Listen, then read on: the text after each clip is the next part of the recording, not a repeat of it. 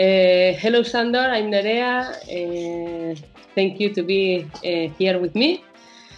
And we are doing this because on May we have a festival, a fermentation festival here in Spain, and I want to speak with you to know you better. And bueno, we start with the questions. I want to ask you, when did you start with the fermentation, with fermenting? Well, my first experiences fermenting food myself were in 1993, so 26 years ago, which is the time when I moved from New York City, which is where I was born and raised, to rural Tennessee. And one thing that happened in that time is I started gardening. And so my fermentation practice really grew out of the garden. And, I was such a naive city kid that it never occurred to me that in the garden, all the cabbage would be ready at the same time and all the radishes would be ready at the same time. So really, my first experiences of fermentation were driven by the practical necessity to use vegetables, during the season when they were ready to harvest. Okay, and did you know before this something about fermentation in your cooking or?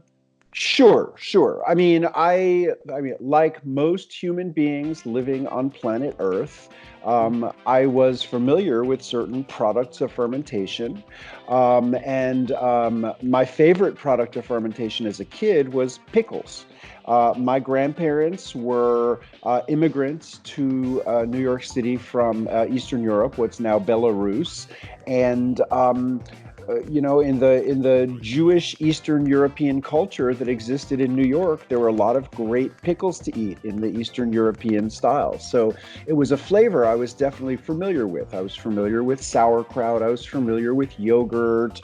As a kid, I just loved some of the flavors of fermentation. But I was drawn to some of the flavors of fermentation. And then before I moved to Tennessee and started actually fermenting myself, I spent a couple of years exploring macrobiotics. And macrobiotics was where I first got the idea that there was a specific digestive benefit to these pickles that I had been enjoying my entire life. And I started noticing that whenever I would eat these pickles, or even when I would look at them and smell them, now even when I think about them, I could feel my salivary glands under my tongue squirting out saliva. And so, really under the influence of macrobiotics, I first started to, observe that these foods literally got my digestive juices flowing. And so I started, making an effort to eat more fermented foods, but still, I hadn't really learned how to make them myself until I had this, very practical reason to do so. Mm-hmm.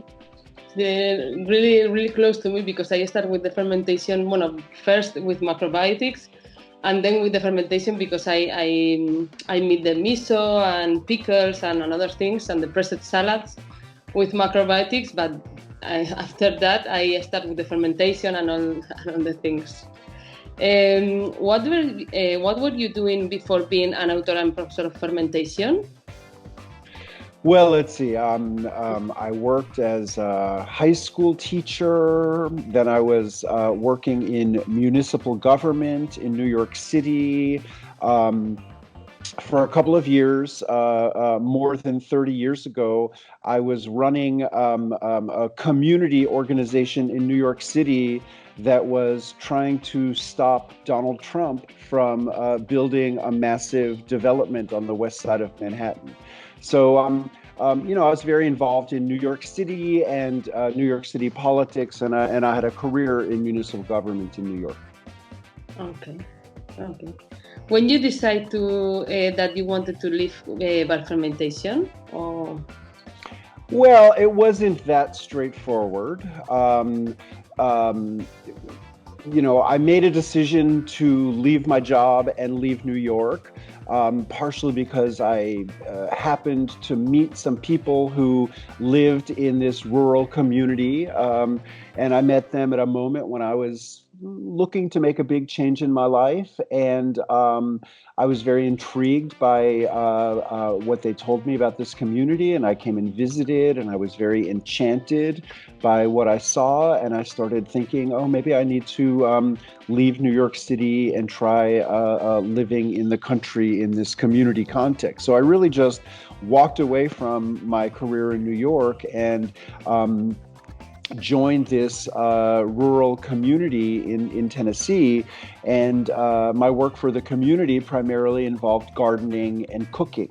And I really fell into fermentation at the intersection of gardening and cooking. And I mean, certainly for the first 10 years of my obsession with fermentation, it was not, it was not my job. I was just, this member of this community who got obsessed with fermentation and had, the space and the time to, really fully throw myself into the exploration of fermentation. And it was only after, about 10 years of that it occurred to me that I could write a book. And so, I wrote my book, and then I organized a promotional tour of workshops to try to promote my book. And the workshops turned out to be so popular that I really have never stopped doing that. So I started doing that in 2003, and by a couple of years later, I was spending most of my time traveling around teaching fermentation workshops, which is what I'm still doing. Okay. How has fermentation transformed your life? Oh, well, I mean, it's very hard to say. I mean, I mean, certainly my decision to write about fermentation and teach about fermentation has given my life a whole different direction than I was on before. The actual foods themselves, it's a little bit hard to say because, as I said at the beginning, I have always enjoyed fermented foods. I grew up eating fermented foods, so it wasn't that there was just one moment when I made the decision to embrace fermented foods. They were always part of my life. What I will say is that, I described to you that, through macrobiotics, I started recognizing that these foods that I had been eating my entire life would make my saliva come out. And I started associating them with a good digestion. And then I also started realizing that there were a lot of ideas about probiotics and how the bacteria in living fermented foods could stimulate the immune function. And because I've been living with HIV infection since 1991, ideas like immune function and getting the most nutrition out of the food that I'm eating, seem very powerful to me because, I have this condition which could easily compromise my health. I need to be clear with you and with everybody that, I have not cured HIV using fermented foods, and I do take HIV medications every day. But most people I know who are on these medications have digestive problems related to the medications, and I've never had any of that. I feel like in general, my immune function seems to be doing very well, and to some degree, I attribute that to eating live fermented foods regularly. So, my life, like anybody's life, it has many different factors. And so, it's hard to say that, my well-being at this moment in my life is primarily due to fermented foods and beverages, because there are many factors that go into it. But, certainly I believe that one of the factors that's enabling me to, maintain good health and strong energy, is the regular consumption of foods and beverages, and really fermented foods and beverages. And really, when I notice it most is sometimes when I travel and I don't have access to the kinds of fermented foods that I typically eat every day, I can feel my digestion slowing down. So I feel like I have very strong evidence that, the regular consumption of fermented foods really, keeps my digestion very healthy to the degree that I notice it when these foods are absent. Did you ever felt that you went too far of consuming fermented food or something? No, I have never felt that way, but I have never attempted to eat exclusively fermented foods. I love food. I love all kinds of foods. I love raw foods. I love fresh vegetables and fresh fruits. I love almost everything. So I have, except for a couple of years when I was really following a macrobiotic diet, I eat virtually everything.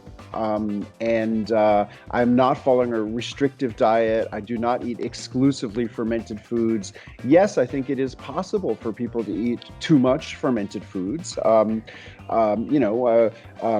fermented foods are very salty. I think salt is a limiting factor. So if the fermented food is very salty, you want to eat a limited amount of it. Some of the lightly fermented beverages have a lot of sugar. I think that, any food with a lot of sugar should be used in moderation. Of course, fermentation produces alcohol. I enjoy alcohol, but I think it's important to use alcohol in moderation. So I think that, just because fermented foods and beverages have special nutritional powers doesn't mean that eating more of them is better. Or that eating only them is the best thing that you can possibly do. I think that, their place is, in a balanced diet that includes lots of different foods and lots of different kinds of foods and different preparations. And, fermentation is very important, but, it is not the only good way to prepare food. It is not the best way to prepare food. And, I think its proper role is, in the context of a broader and more diverse diet. Okay. Is there a fermentation process that you like more than another one? Oh, that is such a hard question. I mean, what I can tell you is that I'm very, very devoted to fermenting vegetables, sauerkraut, kimchi, pickles. This is certainly the fermentation process that I have practiced the most personally. It's the kind of fermented food that I eat most frequently. But I mean, I don't think I could say it's my favorite. I mean, I really I love how widespread fermentation is. I love how any food can be fermented. And so, really for me, the magic of fermentation is, how widely applicable it is, how it can be used in so many different kinds of ways. So, yes, I'm very devoted to fermented vegetables, but, I also love cheese and all the incredible different textures and flavors that, we can create from milk using fermentation. I love fermenting grains. I love eating Indian dosas and Ethiopian injiras and making sourdough rye bread. And I think that, fermentation unlocks the nutrient potential of grains, and it gives them more exciting flavors, and it gives them a lighter texture. So, I love many different kinds of fermentation, and although I'm very, very devoted to sauerkraut, I don't think I can say it is my favorite. Okay. What is the fermented food that is most abundant in your meals on your day? Typically, I would say fermented vegetables, and typically I have more than one style in my kitchen at a given time. So right now I have these fermented daikon radishes that I made in November, and so they're 4 months old now. They're really, really sour, and I love that. And then a friend of mine gave me some fermented beetroot, which is really, really delicious. I've been enjoying that so much, and the jar of that is almost gone. I also have some beautiful kimchi that I made a couple of months ago that's like very, very spicy, sharp, but delicious. So what I tend to do is vary them. And so, at one meal I'll have one style, at another meal I'll have another style. And I'll include those in most meals.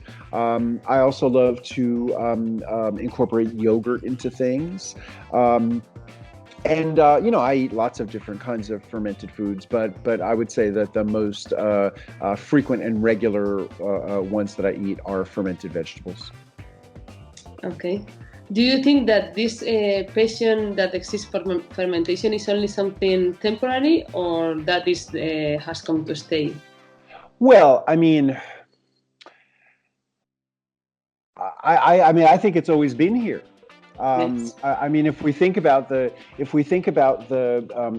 celebrated products of fermentation, wine, beer, bread, cheese, cured meats, olives, pickles, kimchi, sauerkraut. These foods have enjoyed enduring popularity throughout history. And, what I would say is that people have enjoyed these foods in recent decades without knowing about fermentation, without thinking about fermentation. And this is really a result of, people in general becoming more and more distanced from the ways in which their food is produced. So, 100 years ago, fermentation was less centralized. So, most people would be seeing evidence of even if it wasn't being done in their family's home.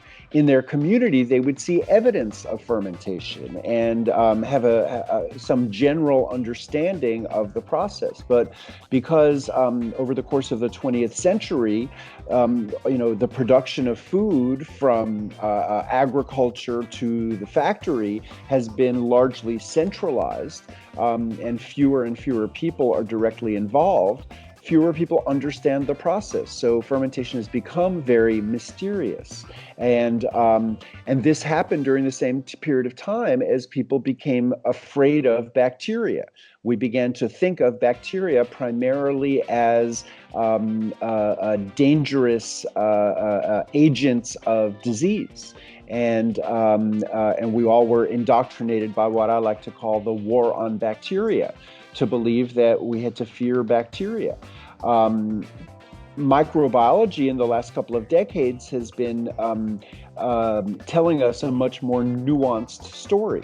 And there's a broad understanding that bacteria are the matrix for all life, that a healthy human body is the host to a vast number of bacteria, trillions of bacteria that exist in elaborate biodiversity and assist us in regulating all kinds of physiological processes. So we really are dependent on bacteria. And meanwhile, the biodiversity in our bodies has been diminished by exposure to chemicals like antibiotic drugs and antibacterial cleansing products and chlorine in water. And so fermented foods and probiotic supplements, suddenly look much more attractive as, ways that we can rebuild biodiversity and improve our digestion and improve our immune function. And I think that, this is why we're seeing so much new interest in fermentation, is because people are recognizing how important bacteria are. I'm certainly happy that there's renewed interest and passion about fermentation, but I like to remind people that fermentation is not a new trend in food production, and fermentation is not a fad, and it's just been, an integral part of food traditions, in Spain, as in almost everywhere in the world. Okay. What new interest or research on fermentation are you working on? Well, one thing that I've been working on, which has been very exciting, is more and more photographing ferments. So I have a microscope and a stereoscope, and so I can do a little bit of it myself. But I've been working with a laboratory at a nearby university using their scanning electron microscope to be able to look at the microbial communities of fermentation, much more up close. So that's been an incredibly exciting project that I've been working on, and really the organisms of fermentation are just so beautiful and visually stunning. So I've been enjoying that, and I'm also always learning about different kinds of ferments. I mean, right now I'm making a Chinese ferment of fava beans and chili peppers called doubanjiang.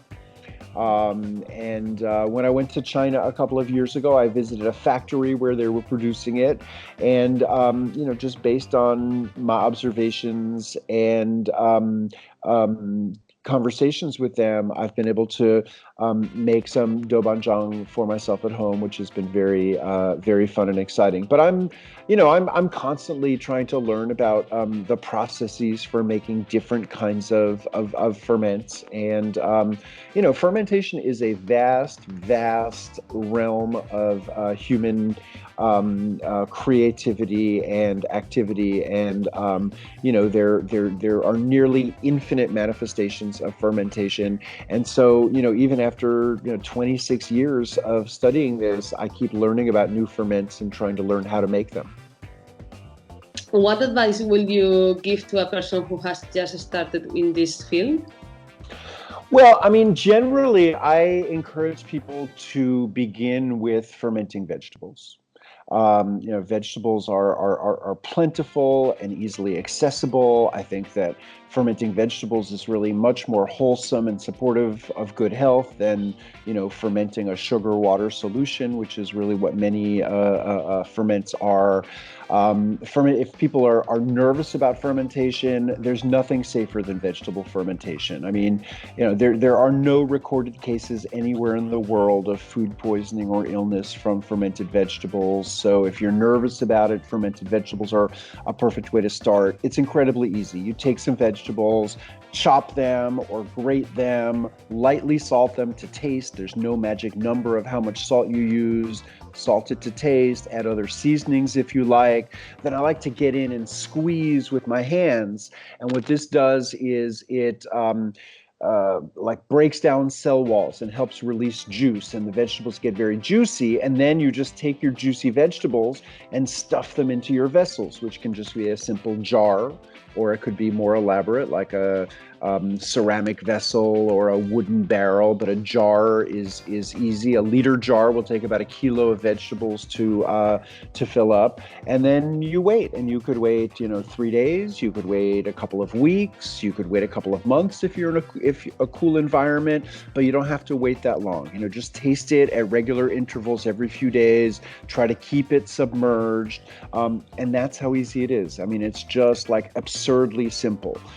So I just think that that's the perfect place to start. But of course, if there's a particular fermented food or beverage that you're interested in, I mean, none of it is rocket science. It's all very accessible. The practice of fermentation is really a matter of manipulating environments. And so what you're trying to do is create conditions that encourage the growth of certain organisms and simultaneously discourage the growth of other organisms. So with fermenting vegetables, that's getting the vegetables submerged under their own juices or liquid that you add. But other ferments, it might be a temperature range, it might be stirring it frequently, but really the key is just understanding what that environment you're trying to create is. And that's really the whole key to the practice of fermentation. But vegetables are really just so easy, so straightforward, and that's where I would recommend that most people begin. Okay. Fermentation can have some kind of danger to health, do you know, or? Well, I mean, in general, no. I mean, these foods are popular foods that have been, enjoyed in cultures all around the world.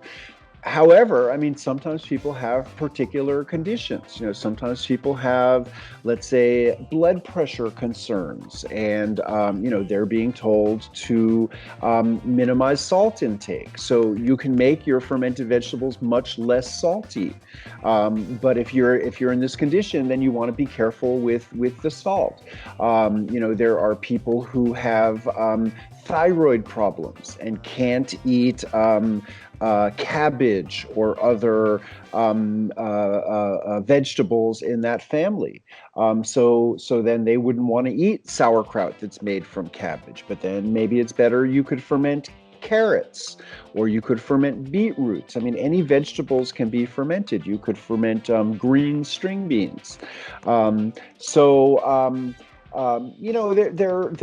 hear sometimes from people who have a sensitivity to histamines, and histamines are compounds that are produced in many ferments. So, I mean, there may be some individuals that have conditions that could make it so they need to avoid certain kinds of fermented foods. But, I think in general, these foods are very safe. And, I would certainly counsel moderation. Just because these foods are supportive of good health doesn't mean you should eat them in vast quantities. I think moderation is important, especially for people who don't have experience with these foods. Just to begin with very small portions, see how they make you feel. Sometimes people go through some intestinal discomfort, and then generally it resolves itself. But if you eat a lot of these foods, then you might have more intestinal discomfort. So start with small portions and see how it feels. But except for certain very specific medical conditions that might make it so that certain fermented foods could make your health worse. In general, for most people, they will make your health better, or possibly have no effect. Mm-hmm. And something you can think to finish this interview, or something you want to say, or? Well, I mean, the only thing that I would say is that I'm so excited to be coming to Spain and participating in the Fermentation Festival there. And I know that there's a lot of interest in Spain because I've taught a couple of times there, and I'm very excited to be coming back. And I look forward to meeting you and meeting some of the other people watching. Really happy to be here with you and to stay with you on May here in Pamplona, and with a lot of people here that they are to come here to see you and see our school and our festival. We are really, really, really happy. And thank you for this interview, and see you soon here in Pamplona. Okay, wonderful. Thank you. Bye. Bye-bye.